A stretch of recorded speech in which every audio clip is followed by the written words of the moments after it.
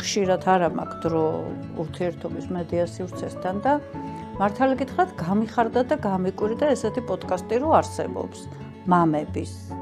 ცოტა უფრო ადვილი კითხვა დაგესვათ ჩემთვის. ხო და აი უკვე ის ფაქტი რომ თქვენ ამ კითხვას სვავთ და დიდი ხანია ეს კითხვები ტრიალებს ჩვენ საზოგადოებაში უკვე არის კარგი.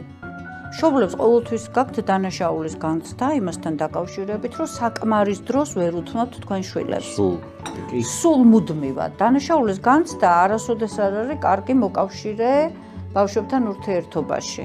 ამარისად კარგი მამა გარდა ემოციური მხარდაჭერისა არის სწორედ ეს, რომ მას შეუძლია დედასთან ერთად რაღაცა საერთო ჩარჩო შეიმუშაოს და გარდა ტეხის ასაკამდე უნდა ვეცადოთ, რომ ვიყოთ ჩვენ შვილებთან.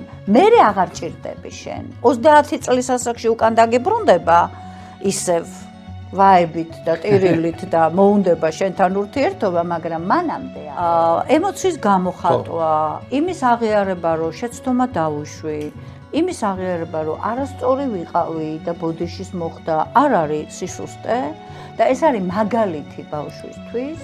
რა პრობლემაა ეხა ეგა ვერ გააკეთე ამოცანა? მაჩვენე ერთი როგორ გავაკეთოთ, მეც არ ვიცი როგორ უნდა გავაკეთოთ. ან მაჩვენე, აბა რა დაწერე და აღრთოვანდი რომ დაწერა რაღაცა ამ ბავშვმა.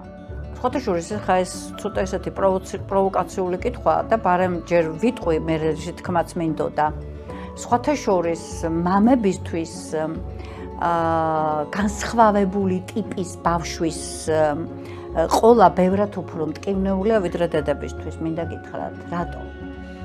ყველა იგინება, ქალი ან კაციანა, ბავშვი ან დიდიანა და არ ვფიქრობთ ჩვენ, რომ ეს რეალურად რაა.